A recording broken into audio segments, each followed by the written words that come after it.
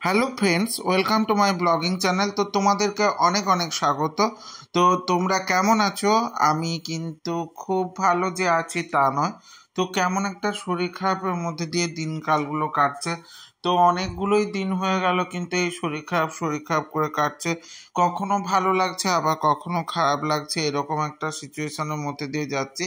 তো মৌলি তো রান্না বেশি করতে পারে না। তো মৌলি যেহেতু শরীর খারাপ, ডাক্তার বলেছে উনুনের সামনে কমই যাওয়াটা বেটার। তো ও আদার সব কাজ করলেও আমি রান্নাটা করে নিই। তো আমাকে সব রেডি করে দিয়েছিল, মৌলি আর কাকিমা দুজনে মিলেই রেডি করে নিয়েছে। তো এপাশে দেখো সবজি কেটে দিয়েছে, একটা মিক্স ভেজ তরকারি হবে, আর তার সঙ্গে সঙ্গে হবে পাবদা মাছ আর চিংড়ি মাছ, আর হচ্ছে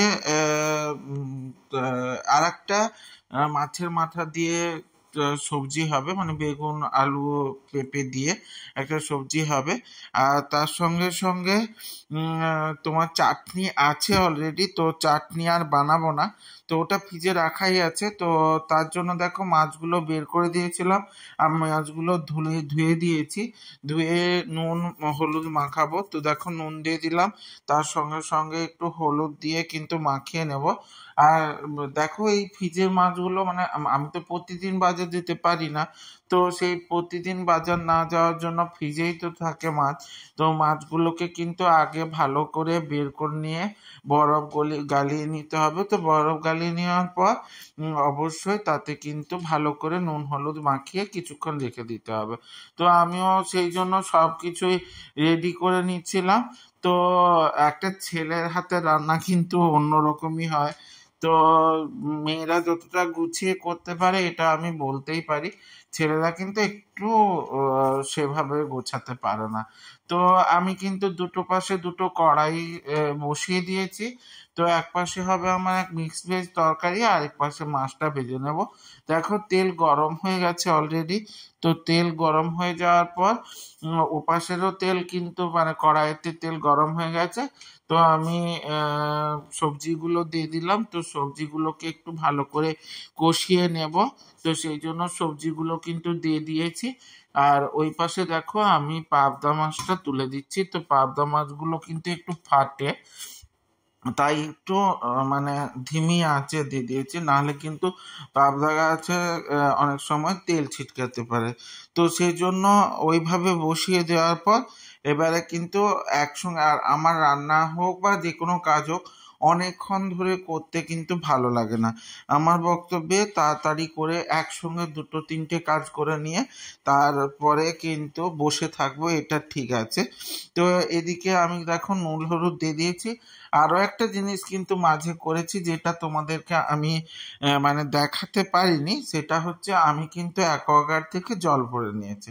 আর ওই পাশে মৌলি পুরো বিছানা টিছানা গুছিয়ে সব কিছু রেডি করে পাপাই স্কুল থেকে আসার পর জামা কাপড়গুলো সব মানে কাকিমা কেচে দিয়েছে, সেগুলো মিলে দিয়েছে।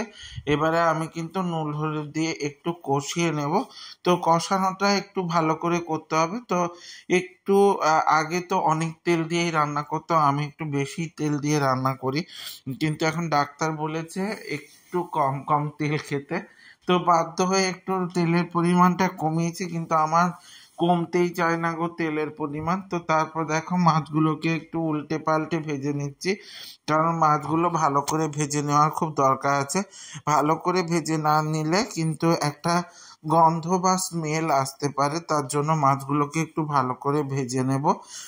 তো ভেজে নেওয়ার পর আমি কিন্তু আজকে পুরো ব্লগটা দিতে পারছি না।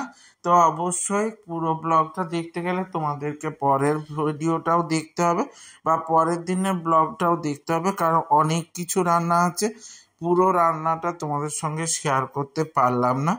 তো আমার এই ব্লগগুলো তোমাদের কেমন লাগছে বলো? যদি ভালো লেগে থাকে অবশ্যই লাইক কমেন্ট শেয়ার করে দিও।